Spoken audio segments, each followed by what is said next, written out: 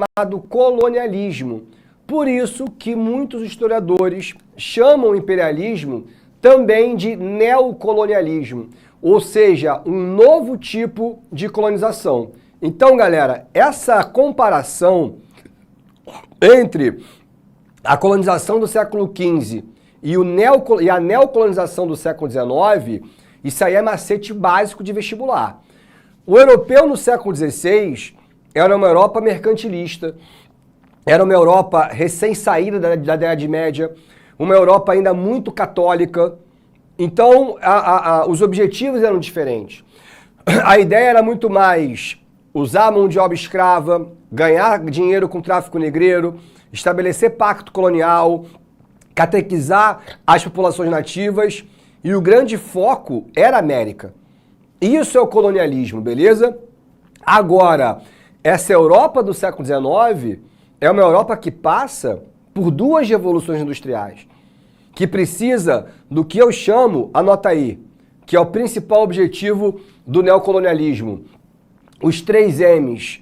O que são os 3 M's? Eu preciso de matéria-prima para a minha indústria, eu preciso de mão de obra barata para a minha indústria, e eu preciso de mercado consumidor para vender. Então aquela ideia de pacto colonial não se encaixa mais. Utilizar a mão de obra escrava não se encaixa mais, porque afinal você não tem mercado, o escravo não compra, beleza? E também a justificativa, que sempre foi uma justificativa religiosa, agora passa a ser uma justificativa, como é que eu posso dizer? Que se propõe a ser científica, tá ligado? Que se propõe a ser uma justificativa baseada em uma suposta ciência. Então agora, pessoal, o foco não é mais na América, porque a América, ela toda já fez a sua independência.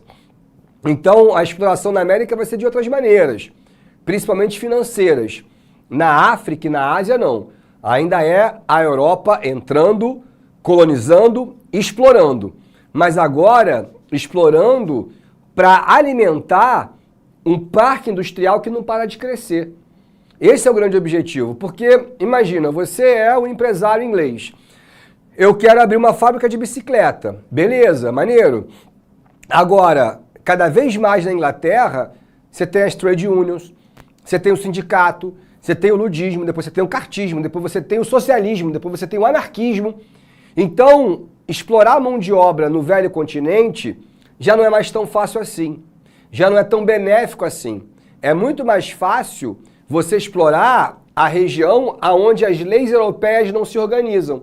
No caso da África e da Ásia. Então, é a busca para explorar essa mão de obra. É a busca para você aplicar o que a gente chama de capital excedente. O que é o capital excedente, pessoal? Eu sou empresário mega milionário, beleza? Eu posso abrir uma coisa na Europa? Posso. Mas provavelmente eu vou ter muita concorrência. Então, por que não pegar esse meu dinheiro e, sei lá, explorar diamante na África do Sul? Explorar o canal de Suez no Egito? Explorar uma ferrovia, uma mineradora no Congo? Entenderam? Então, o dinheiro em excesso, o dinheiro que sobra da Europa é o dinheiro que vai ser aplicado na África e na Ásia com o objetivo de sempre, o enriquecimento e o fortalecimento da economia europeia. Beleza, pessoal? Então, ó, dá uma olhadinha nesse esqueminha. Esse esqueminha é muito importante. Você saber fazer essa diferenciação do colonialismo para o neocolonialismo e também a busca por outros objetivos em relação ao século XVI e ao século XVII. Beleza?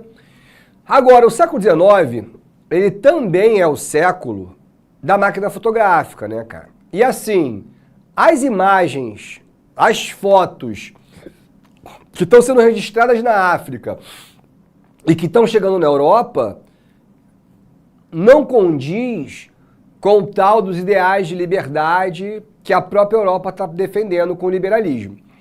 E daí vem as justificativas.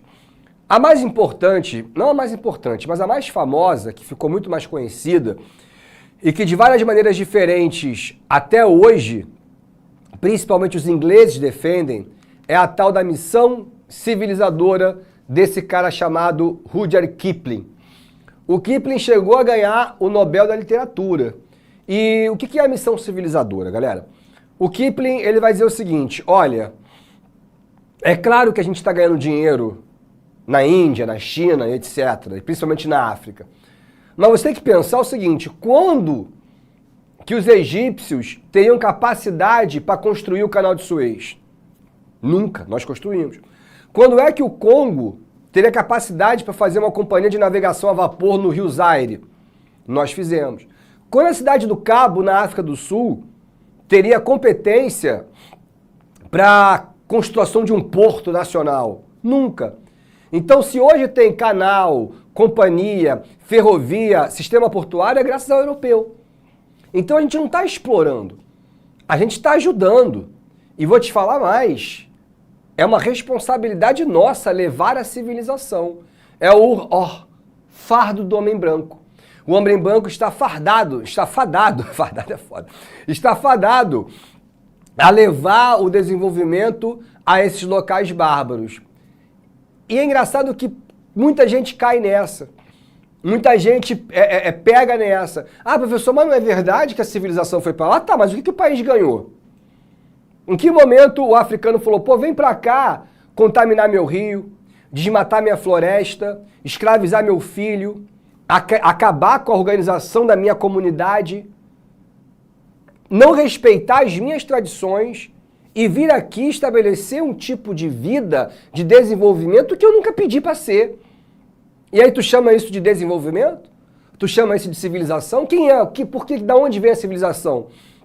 Se sempre essa missão é hierarquizada, é autoritária, é eu mando e você obedece. Então, olha, isso aqui é um livro de colégio, pessoal. É o tio Sam, Estados Unidos, carregando nas costas o havaiano, o cubano, o haitiano aqui. Galera tudo aborígene, uma outra idade da pedra aqui, da pedra polida pelo menos.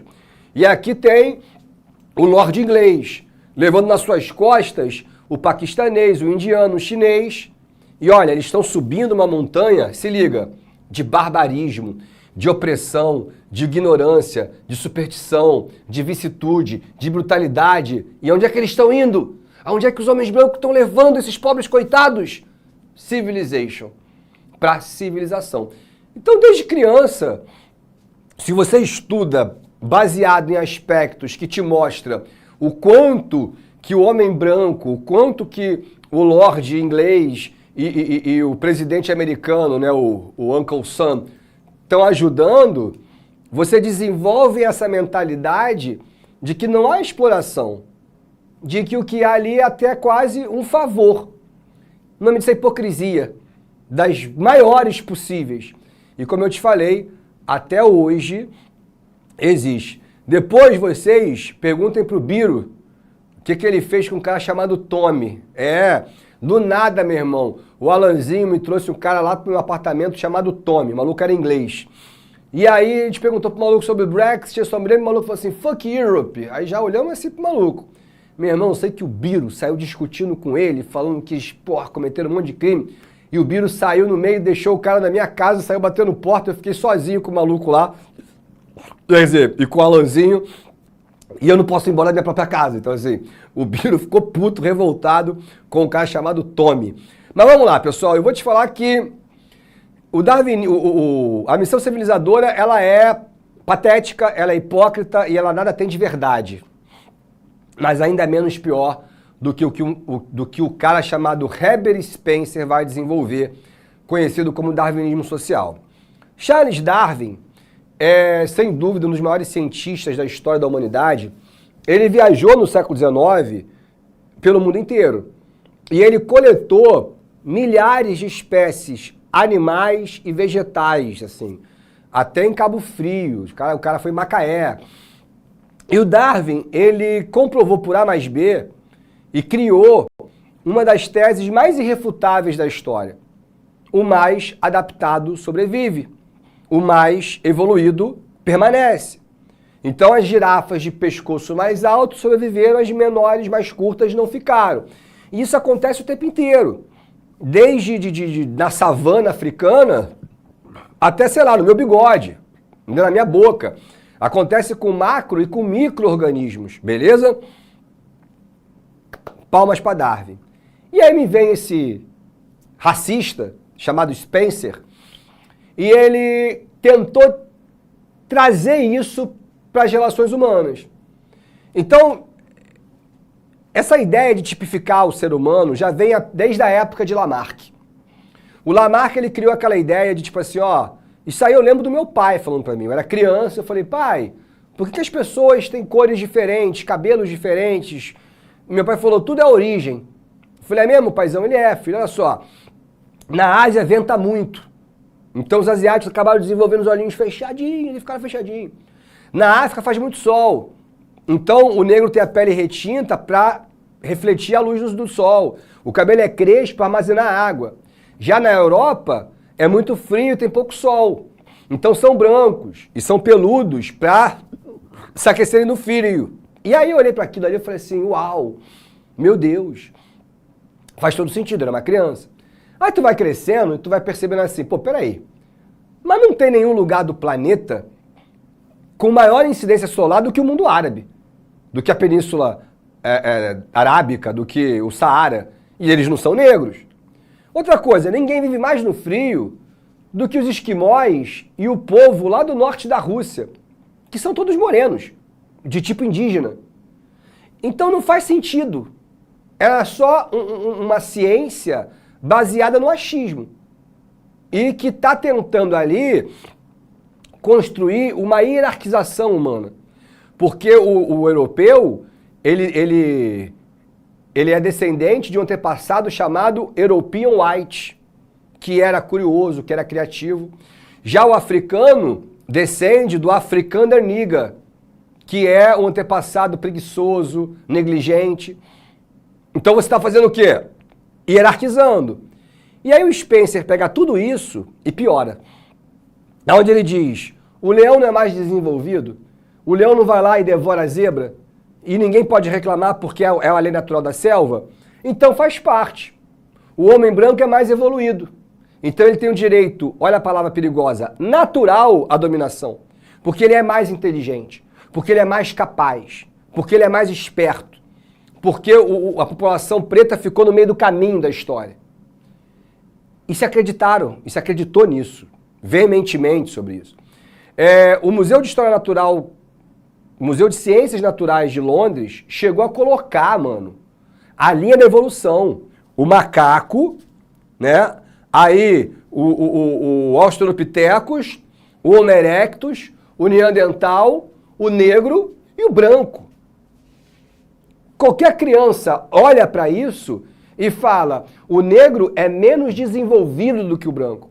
O negro não chegou até lá, então ele pode ser dominado. E se criou de verdade essa política, essa tese eugênica, que eu falei com vocês na história do Brasil, que o Brasil vai tentar embranquecer ridiculamente a população, de que se você tiver um cruzamento entre a raça branca e a raça negra, as gerações são cada vez mais brancas, porque o DNA do branco é mais desenvolvido. E isso é tão perigoso, cara, que para um estudante jovem, principalmente para criança, ele olha e fala, mas a Europa não é rica? A Europa não domina? A África não é pobre? Então não faz coerência sobre isso? E uma vez um aluno meu, claro, louro de olho azul, rico pra cacete, chegou para pô, professor, mas não é meio assim, porque... E aí eu falei, cara, para com essa porra. Primeiro que você está vendo um pingo da existência humana. Não precisa ir muito longe, não. Vamos para a Idade Média. Vamos voltar 1000 anos atrás, só 1000 anos. Olha para a África e olha para a Europa. A primeira universidade do mundo nasce no Mali. O rei mais poderoso do mundo era o reino do Mali, o Mohansa Mansa. Você tem uma cultura muito mais desenvolvida, com aritmética, com engenharia, enquanto era uma Europa medieval podre. Só tinha peste, todo mundo analfabeto. O rei era analfabeto com dente amarelo, pô, só sabia de guerra. Isso é só um exemplo, gente. Mas se o europeu quisesse realmente determinar que os negros são menos capazes do que o branco, então fizesse uma escola, mano. Colocasse lá 50 crianças negras, 50 asiáticas, 50 americanas, 50 europeias. Criadas e educadas sob o mesmo procedimento, o mesmo padrão, com os mesmos professores. De acordo com o senhor Spencer, depois de 10 anos, quem teria 50 melhores notas? Os brancos europeus, não é isso? É isso que acontece? Vocês sabem que não é assim, cara. Não há diferença. Arrancou a pele, todo mundo mesmo esqueleto. Mas o europeu, ele cria essa doutrina para justificar o seu domínio. Isso aqui é um livro de ciência. O crânio do branco é quase da porra de um Zeus, né? De um Poseidon, de um deus grego. E a ideia é querer falar que o crânio do negro se aproxima mais de um chimpanzé, para determinar que ele é feito para isso. Que ele pode ser um escravo, porque ele é quase um animal, ele é menos humano. Isso aqui é um filme do Django Livre, filmaço, que o DiCaprio, essa é uma das cenas mais fortes, tenta mostrar, ele mostra um pedaço do crânio do ex-escravo do pai dele para argumentar sobre uma possível vocação do negro para a escravidão, o que é completamente mentiroso. E a única coisa é a Inglaterra tentando disfarçar isso aqui, ó, que ela era, no século XIX, dona proprietária de 22% de todo o território mundial, cara. E aí ela fala que eu sou dona do mundo, mas ninguém precisa saber disso. Porque eu tô falando de quê? Eu tô falando sobre as relações de favor que eu tô fazendo pela população negra e asiática. Bom, definimos isso. Vamos voltar para as tretas da Europa. Lembra do vovô Otto von Bismarck, chanceler da Alemanha? Pois é, ele continua governando. E ele tá meio bolado, porque a Alemanha não tem nada, né, cara?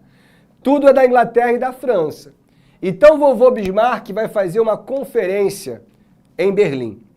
E ele vai mostrar para todos os representantes europeus um grande mapa da África, detalhado, rio, montanha, colina.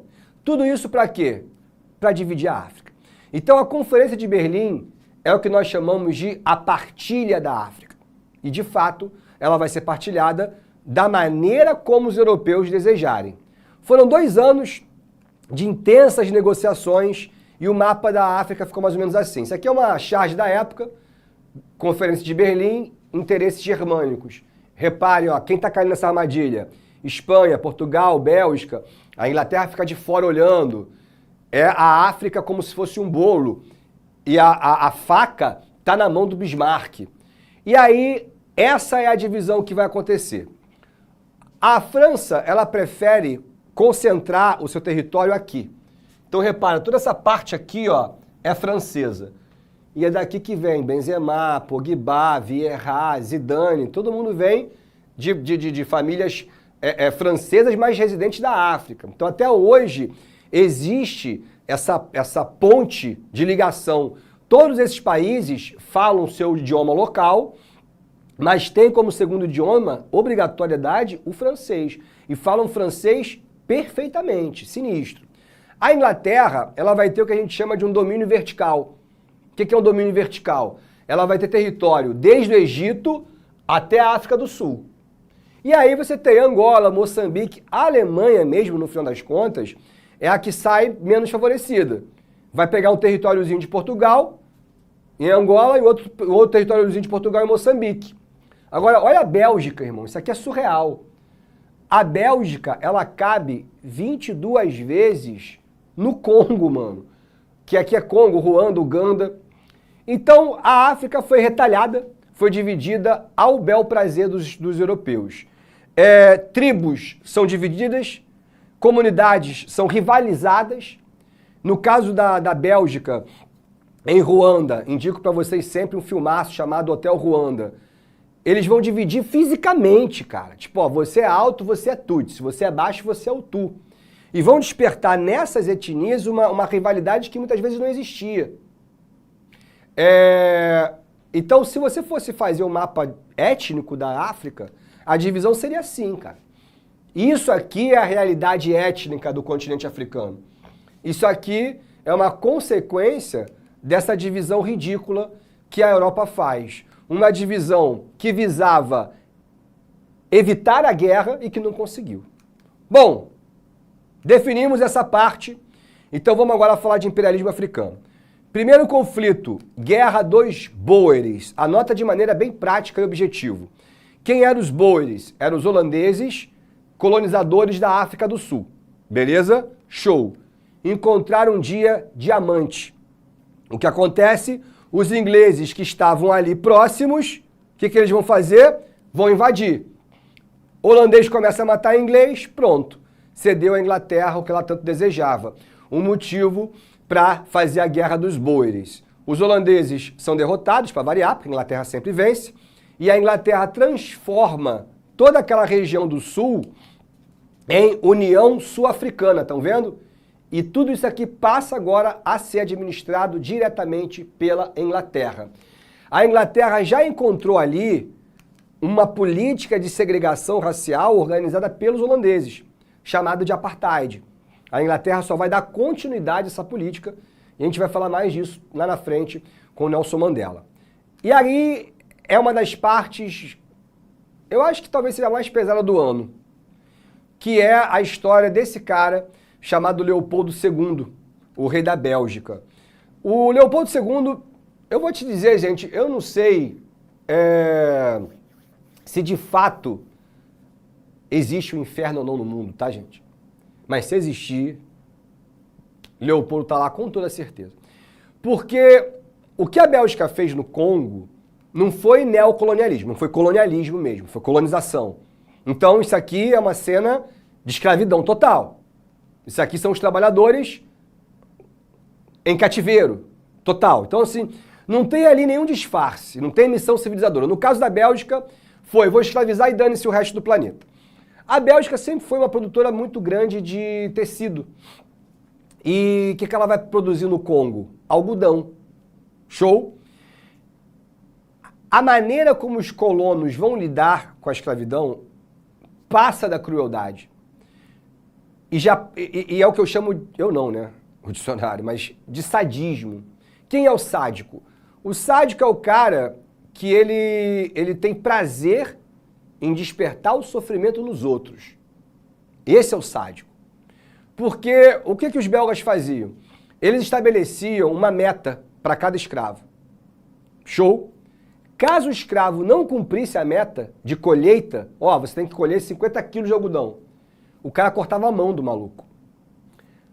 Isso já é crueldade total, que não faz nenhum sentido. Você ainda perde a mão de obra. Mas o pior é que em muitos casos deixava cicatrizar e aí dava uma segunda chance para bater a mesma meta, só que dessa vez com uma mão só.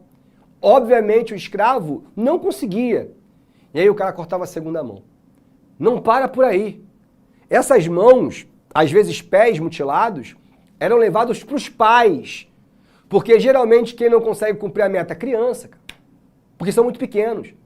Então os pais eram humilhados e obrigados a levar a mão do próprio filho, da própria filha, porque os belgas acharam que era uma maneira de educá-los. Tem uma execução no Congo belga de uma criança de 9 anos de idade, que foi executada na frente do pai porque o pai não bateu a meta de algodão. Isso é completamente surreal.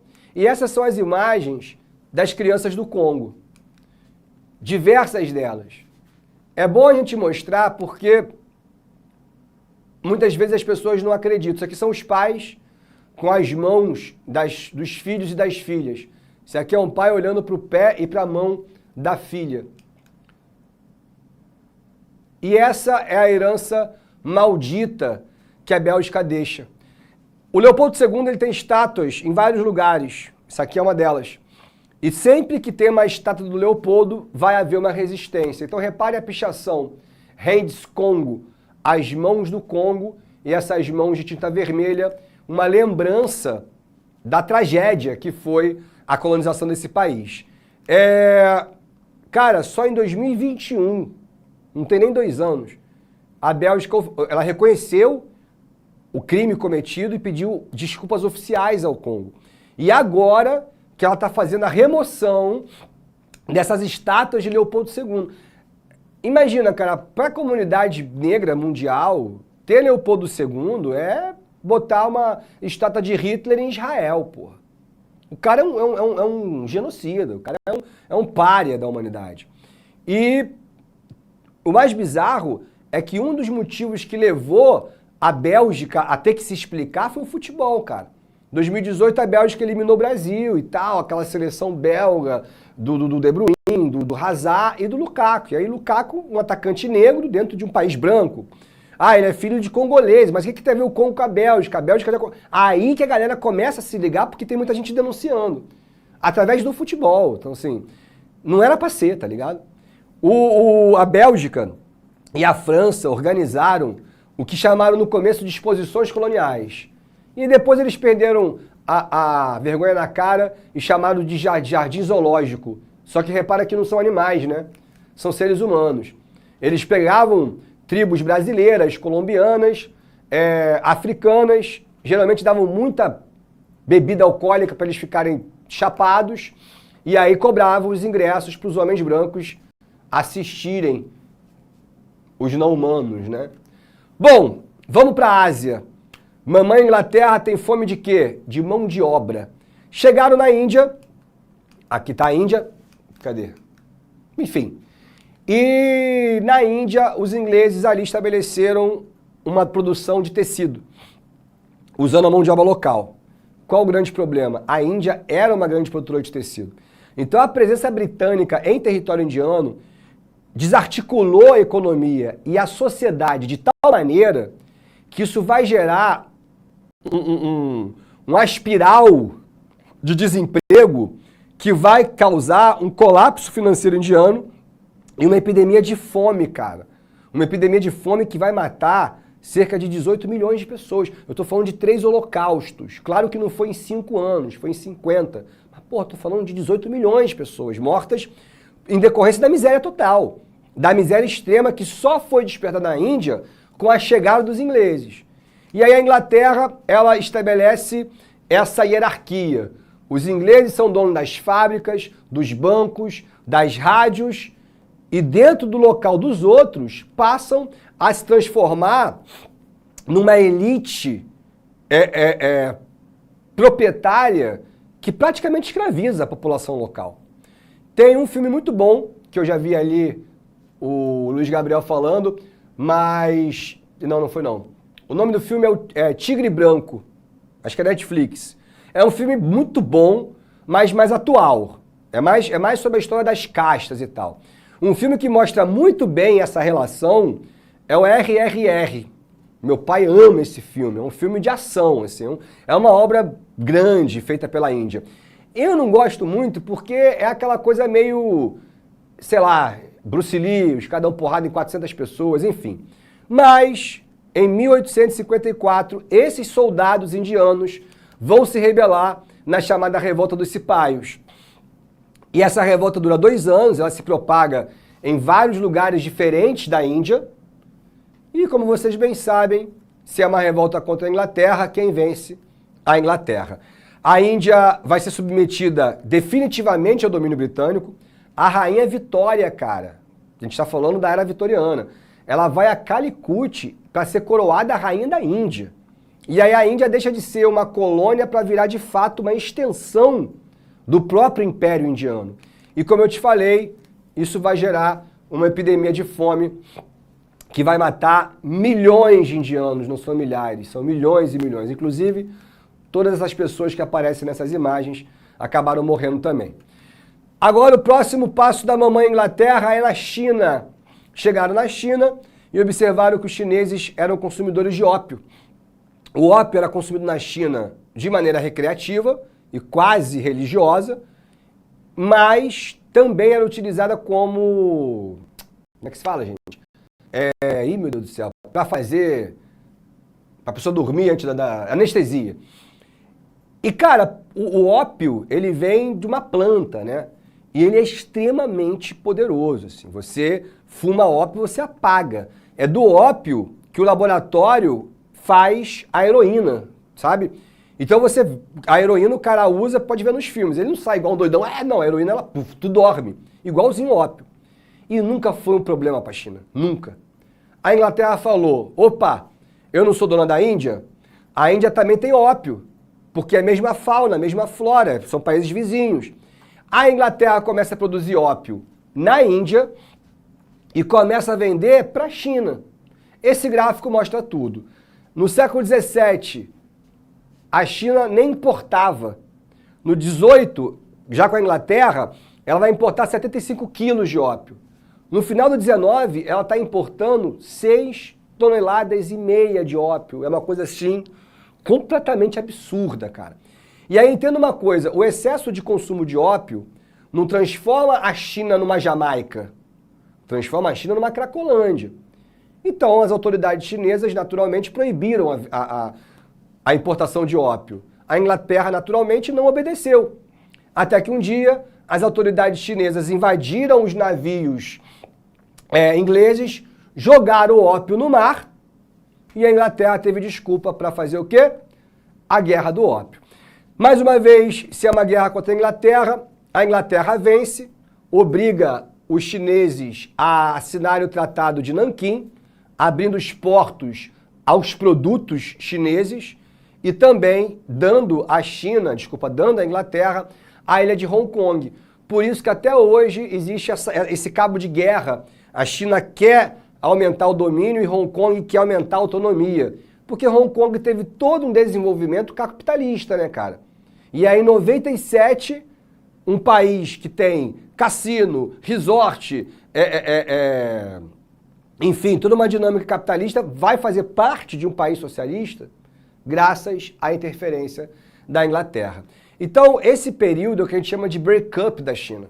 A China foi dividida, invadida por milhares de países capitalistas. E aí, lá de cima dos templos, os caras que estão lá estudando e treinando desde os 5 anos de idade, descem os monges Shaolins, apelidados pelos ingleses de boxers, usando as próprias mãos. Os caras mataram 80 estrangeiros, irmão.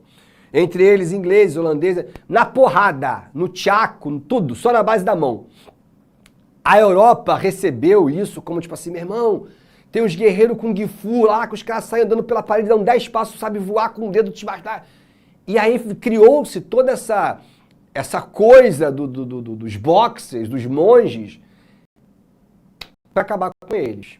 E aí uma covardia muito grande, porque, mano, esses caras não tinham uma arma de pólvora. Não tinha uma garrochinha velha, filho. E aí você monta um exército de 8 nações diferentes. O inglês, o americano, o australiano, o indiano, o alemão, o francês, o austríaco, o italiano, o japonês. Todo mundo junto para caçar boxer com cachorro e dando tiros nos caras. E aí a revolta dos boxers foi duramente massacrada.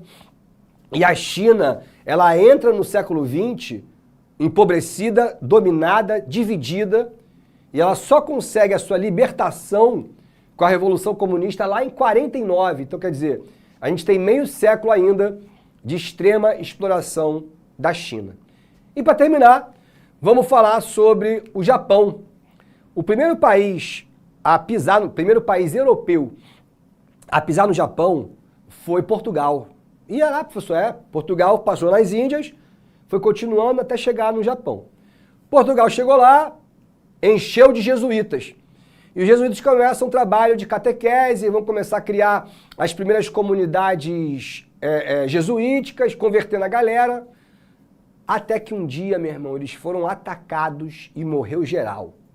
Sobreviveram 2 jesuítas, que chegaram na Europa contando a história. Meu irmão, aquilo é uma ilha maldita, porque lá é furacão, é tufão, é tornado, é maremoto, terremoto, é tsunami. E além disso, é uma ilha impregnada por demônios de chifre. Demônios de chifre, sim! Qual era a referência que eles estavam fazendo? Aos samurais.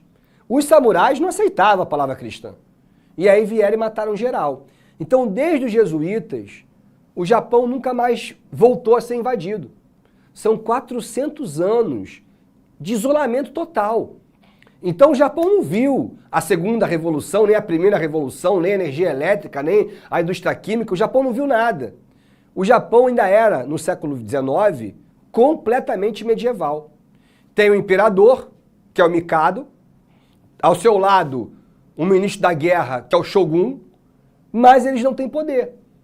É igual à Idade Média. Por quê? Porque o poder é completamente descentralizado. O que significa isso? Que o Japão era dividido por diversos clãs. E esses clãs, esses proprietários de terra, que são os senhores feudais, eram chamados de daimios. Esse daimio, ele é o dono da terra, ele produz gêneros agrícolas para subsistência, ele tem seus próprios servos e ele também é um mestre samurai.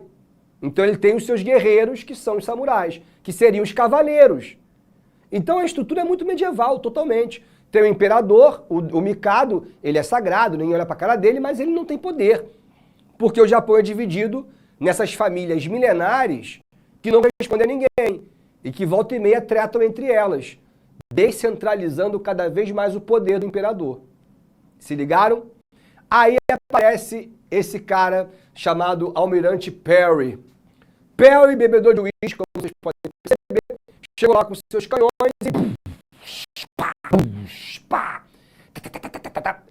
e os japoneses ficaram horrorizados com aquilo. Parecia os espanhóis com os astecas, sabe? Foi um impacto cultural muito forte, um impacto de tecnologia muito violento. E, cara, o imperador não teve o que fazer a não ser atender às vontades dos Estados Unidos. Igualzinho a mamãe inglesa. Então, o que ele faz? Obriga o Japão a assinar um tratado, chamado Tratado de Kanagawa, abrindo seus portos para toda a mercadoria que os americanos quisessem vender. Então, de repente, o Japão começa a se ver humilhado. Tem americano rodeando, de repente tem lá os americanos bebendo, o samurai levanta, indignado, puxa a espada, o cavalo e pá, dá um tiro você mata um samurai. Entendeu? Os caras desrespeitam o templo shintoísta, os caras estupravam as geishas, porque na cabeça do americano o que é a geisha? É uma prostituta. O Ocidente não respeita a prostituta, o Ocidente menospreza a prostituta. O Japão, a relação com a geisha não tem nada a ver com uma garota de programa. Ela é uma figura social importante, que além da companhia sexual, existe a dança, a música, a caligrafia sagrada, e as geishas andavam no palácio real. Então, desrespeitar a geisha é desrespeitar a própria memória, a própria cultura japonesa. Talvez a idade do imperador, chamado Mutsuhito, tenha feito a diferença total. Esse cara tinha 22 anos e ele compreendeu o seguinte, mano, se eu não me industrializar, se eu não tiver as mesmas armas, eu vou virar uma China. Eu vou continuar sendo dominado por todo mundo. Então ele pegou seus brothers, só os cria, galera tudo entre 20 e 23 anos, falou, vocês vão para Frankfurt, vocês vão para Harvard, vocês vão para Cambridge, vocês vão para Sorbonne. Ele paga, as universidades são abertas para quem puder, para quem quiser, e aí você conhece a disciplina japonesa. Como é que essa galera volta? Meu irmão, volta todo mundo, preparado, engenheiro, físico, falou, majestade, quer um transforme? A gente faz aqui agora.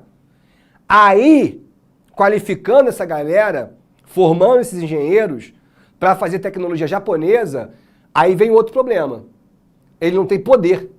Então ele olha lá o mapa, ele fala, eu quero pegar madeira aqui, mas aqui é a floresta sagrada das almas. Eu quero o carvão daqui, mas aqui é a região dos Tanagawa, os caras não vão aceitar. Então eu quero petróleo aqui, não, aqui é a região dos Kamisuri. Então ele não tinha poder sobre o próprio país. E aí ele resolveu dar um basta nisso.